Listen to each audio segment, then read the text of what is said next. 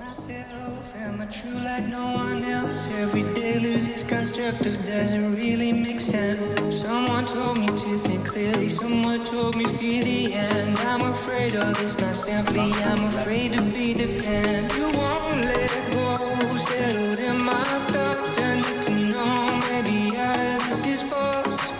What do I want? Maybe that you love, that you love, that no one else.